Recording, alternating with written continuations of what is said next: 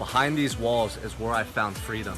I spent over 2,000 days in prison, learning more about myself in this life than I ever could have thought possible. Just behind these walls, I spent 17,520 hours changing my life. And when I teamed up with Sean, it was to change 1 billion lives for the better. Join us today and level up and become the architect of your greatest life.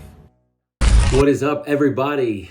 Travis Ritchie here, part of the Fresh Out family and representing the Convicted Mindset crew. Guys, I am grateful that you've been with us this past month or so on this journey, and you can kind of get a flavor for our content.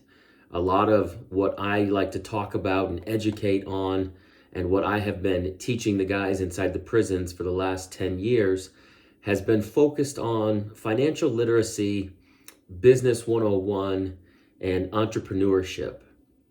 And so you'll be able to kind of get a flavor for what we're talking about as episodes come out. And so if there's anything underneath any of those three umbrellas that interest you guys, or perhaps even a specific question that you might have, feel free to drop it in the comments. It's definitely something that we enjoy, making the type of content that is beneficial to your lives and brings you value. I think that there's so much content on the internet these days that we can kind of feel like we're drinking from a fire hose sometimes, and it's an overwhelming amount of information. So if we can simplify anything, if we can help anybody who is just learning the ropes of financial literacy, or has a friend or a loved one that's incarcerated or formerly incarcerated, and they even might have a question, please reach out to us, drop it in the comments, and let us know how we can be of value to you. That being said, today's episode is the top 5 mistakes that I see solopreneurs making when they're starting a business. Now, this word solopreneur, you're going to hear that quite a bit. And it's my take, and not even just mine. I didn't coin the phrase. I don't own the phrase, but I really enjoy the word, to be honest, because the entrepreneur idea or the entrepreneur lifestyle comes from this idea that, you know, Elon Musk is an entrepreneur, Jeff Bezos is an entrepreneur, and sometimes those guys are so big and so wild and worth so much money that it's hard to really wrap your head around being an entrepreneur. And so when we start out in business, you might have an idea, you might have a good widget, you might have a cool idea that you want to partner with another product to make it even better. You're really a solopreneur. It is you wearing all of the hats. You're the guy or the gal who's responsible for closing the deals. You are the individual who is responsible for marketing the product or the platform or the opportunity. And everything seems to fall on your shoulders. And so I like to speak to this solopreneur journey because we have found ourselves there at so many times. Even though I have, over the last many years, 15 years, invested in over 24 companies, it doesn't mean that I don't feel like a solopreneur now and again. When I start up a new company, when I partner with an individual or a company to start something new, I always feel like the weight of the world is on my shoulders. And so I want to make sure that when we talk about the entrepreneur journey, that we're really speaking to the guy or the gal who's out there just grinding. When I very first started my in-prison content and curriculum, I thought everybody who was in there was just an entrepreneur in the wrong industry. And so some people makes them laugh, and some departments of corrections don't enjoy that phrase. But for me, that journey of being an entrepreneur really starts in your own mind. How did I get here? Why am I here? What am I looking to do? And how do I really impact the world? So for me, this is the pinnacle of where everything begins. So the 5 mistakes that I see every solopreneur making when they start out. And number 1, and there's no order here, guys. There's no top to bottom. It's just 1 through 5 as the way that I see fit. So the first problem or the first mistake that I see all solopreneurs making is there's no elevator pitch. Now, when I was in college, the idea behind an elevator pitch was that you needed to be able to boil down your business plan.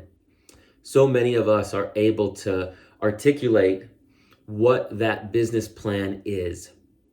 It's usually really drawn out, and we go, okay, I want to build this business in this city or this town, and it looks like this, and it's going to be called that. And so we kind of get into these abstract ideas, and we get into the weeds. And so really boiling down your business plan to an elevator pitch comes from the idea that if you are in an elevator on the lobby level and you're there with an investor, how do you pitch that investor on your idea before they get to where they're going on the third floor? Very simple.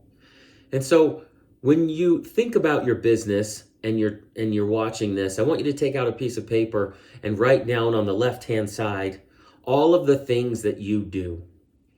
And I don't mean day to day, I don't mean the hats that you wear, but I mean, what does your business actually do? What does it actually serve? Or perhaps who does it actually serve? And so today, I want you to write down these two thoughts. You know how, and then, well, we. All right? When I ask people, hey, what do you do? What does your business do? So many people don't really have an elevator pitch or a 2-sentence pitch to be able to articulate what they do. And so in today's world of instant gratification and information overload, so many people can be confused with throwing out big words, lots of jargon, irrelevant adjectives that explains what their business does. So you look at McDonald's, we know what McDonald's does, but I would guarantee you the elevator pitch of the individual who started McDonald's and what you think McDonald's does is probably two separate things. So your elevator pitch is like this. You know how? Well, we. And I'll give you one for one of my companies, Accomplished Ventures. You know how incarcerated citizens come home from their prison sentence and about 80% of them return within the first year? Well, we reduced that recidivism rate all the way down to 9% through financial literacy and educational curriculum. That's it. So I want you to develop your elevator pitch in this form. You know how? State the problem that most people will be able to emotionally relate to. And then, well, we state the solution that individuals will be able to gravitate towards. All right, your turn. The second step the second mistake that I always see solopreneurs making is not incorporating, okay? Now, I don't mean an actual incorporation. I mean an actual legal filing. This is not tax advice. This is not legal advice. But I heavily suggest that if you are operating a business, that you are incorporated in the state that you're operating the business within. Now, that could be an LLC, that could be an S Corp, that could be a C Corp, that could be an incorporated, that could be a nonprofit. All of those entities are not what I'm talking about on this particular video. What I'm talking about is the actual legal filing that allows you to obtain then an employer identification number or a tax ID number, and then allows you to obtain a bank account, which gives people, your potential customers, the ability to pay for your products. Nothing is a little bit more leery or goofy or cumbersome than if you started a landscaping company and then Mrs. Jones says to you, hey, Travis, how do I pay you? And you say, well, do you have PayPal? Can you Venmo my wife? Do you have a Cash App? It's not a good look for you, professionally speaking.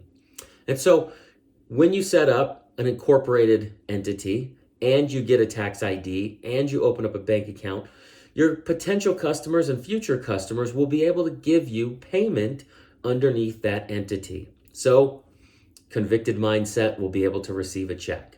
And so you want that to happen as you're out in the business world.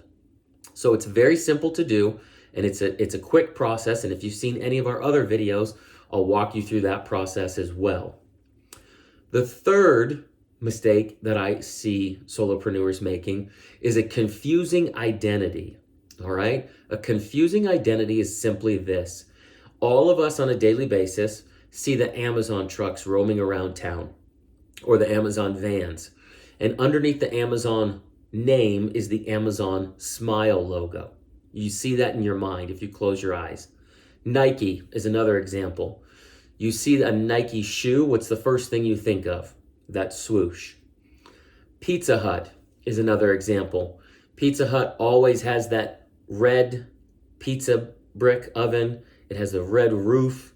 It always is the same in terms of a brand identity. So if you walked into a Pizza Hut or if you saw an Amazon truck and it didn't meet your congruency, you would think this was a little bit odd. And so I'm telling you that because your identity as a business, whether it's a solopreneur, an entrepreneur, or a major corporation or soon to be major corporation that we're all going to be at, it needs to have a congruent identity. So very simply, your social media channels, your YouTube, your Twitter, LinkedIn, Facebook, TikTok, Instagram, they all need to have a congruent name. So if you have picked Convicted Mindset, you need to have a Convicted Mindset YouTube, a Convicted Mindset Instagram, a Convicted Mindset Facebook, right? And each of those photos that are on those social profiles need to be congruent for your business. If you've just come into a new business in a new town and you're the new pool company, you want to be able to look up Convicted Pools. And when they look up Convicted Pools, it needs to have the same individual, the same color truck, the same logo across all social platforms, Google included.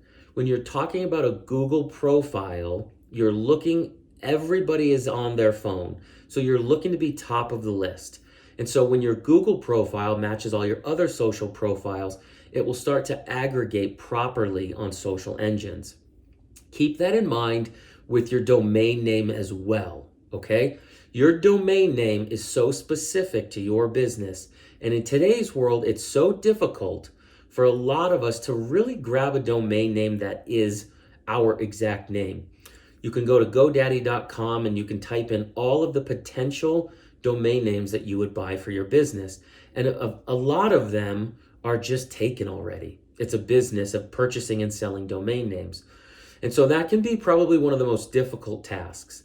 And so what I suggest to you is make sure that when you are choosing a domain name, you don't just settle on something because it was the only thing left.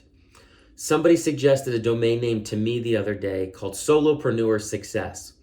And although that sounds good as it rolls off the tongue, you can't spell it.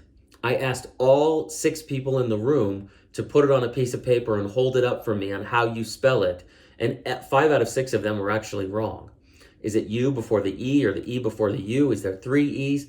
You get really confused. And so when your customer is typing in your domain name, keep that in mind. That also goes for your email profile.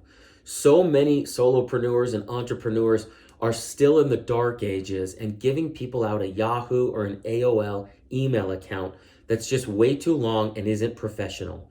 I know that so many of us set up an account from high school or college, but Sally Pants 347 1982 underscore, it's all bad. And so make sure, even if you're going with a Gmail email, make sure that you set up a Gmail that is as close to your social identity as possible. But what you should be doing after you purchase a domain name, you should be buying an email account through like an Outlook or GoDaddy or Wix or whoever is your domain provider.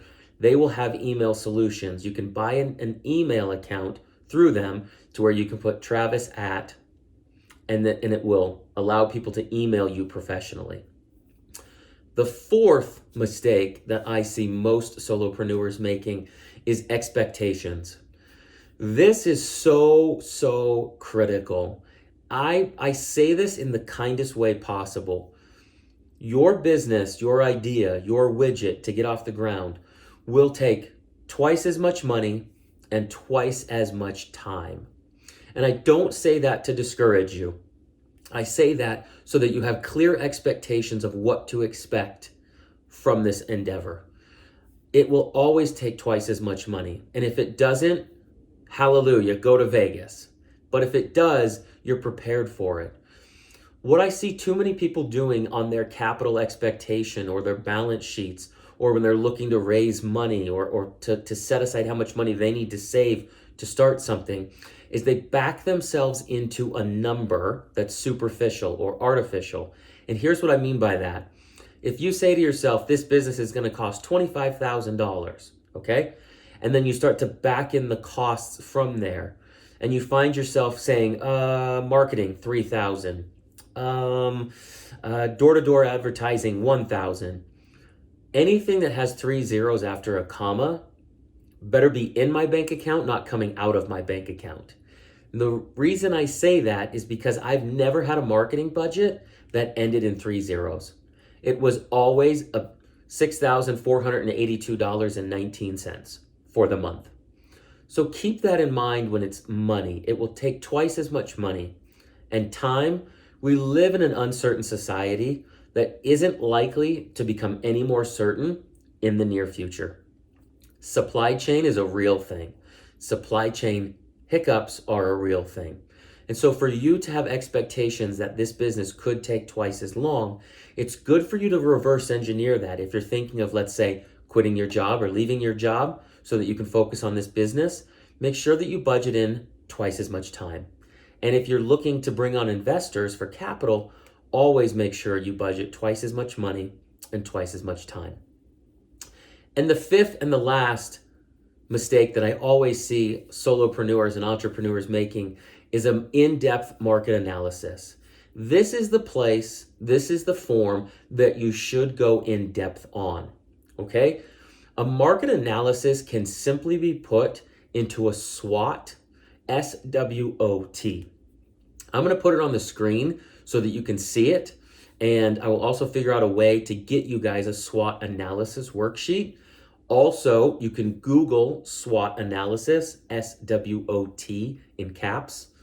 A SWOT analysis is the strengths, weaknesses, opportunities, and threats of your potential business or widget or product, okay? When you really dive into a SWOT analysis, you can see the strengths that you currently have, the weaknesses that are potentially happening around you, the opportunities that will come in the marketplace if you're really diving in, and the potential threats that could also hinder your future performance. You want to dive into things like, what happens if supply chain is a real issue and I can't get my product from overseas? Who are the competitors in this space, and what are they selling their product for? Are they delivering it? And if so, in what time frame? Is there a refund policy that they have, and should I mirror that? A SWOT analysis is a very simple tool, but it's a very robust tool that allows you to understand how your business can and should work. It will also give you a very crucial look at some of the potential threats that could come your way.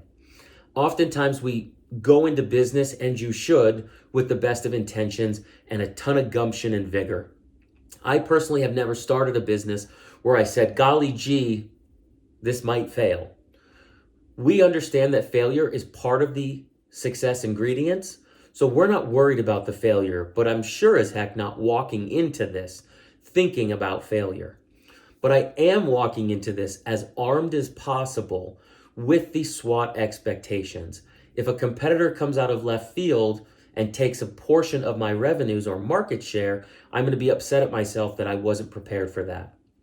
So a SWOT analysis can walk you through all of the understandings that could potentially help or hinder your business. Those are the 5 mistakes most commonly that I see all of the solopreneurs and entrepreneurs making when they start a business. I hope this has been helpful for you. If you'd like any sort of a deep dive into any of these topics, feel free to reach out at convictedmindset.com. Drop me a line there, and I'd be more than happy to go in depth with you. I'll send you my calendar link. We could jump on a phone call. And most importantly, make sure that you go after this with the freaking understanding that you only have one life to live, okay? I am a huge proponent and an advocate of starting businesses. I am a huge believer that you should always support the local guy. I find it unnerving that so many of us are so willing to go to a bigger competitor than we are to support a smaller neighborhood mom and pop or even our friends. And so the entrepreneur that steps out of his or her comfort zone, the solopreneur that wears all of the hats at night, when you take on the responsibilities and all of the risk, you get to savor in all of the reward. And that's what I love the most. I'm grateful that you have been here with us. If there's any questions, drop them below in the comments. If there's anything that we can give you a deeper understanding of, hit us up at convictedmindset.com, and we'll see you at the top. Welcome to Convicted Mindset. I'm your co-founder and co-host, Travis Ritchie. And I'm Sean Michael Crane. And we're here to make sure that you have the tips and the tricks and the resources necessary to lead the greatest life possible. We realized with our time spent incarcerated that some of the worst prisons in America were not made of concrete and steel, but were rather the limiting beliefs and the self-doubt and the mindset that didn't serve you to be the best human possible. We want to take all of the strategies and learning lessons that we uncovered in our time of incarceration and bring those resources to people who feel stuck in their life right now. We've developed 4 pillars of self-mastery that cover mental, physical, spiritual, and financial well-being to give you access to that information so that you can apply it to your life.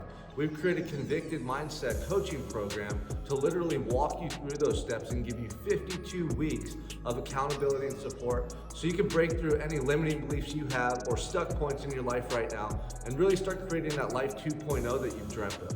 What we realized that while we were incarcerated was that access to real life-changing skills was scarce. And so what we want to make sure that we're giving to you are tangible step-by-step resources that help you physically, emotionally, spiritually, and financially to take you from where you are to where you know you deserve to be. Join us today at convictedmindset.com and help us level up the world to change 1 billion lives for the better.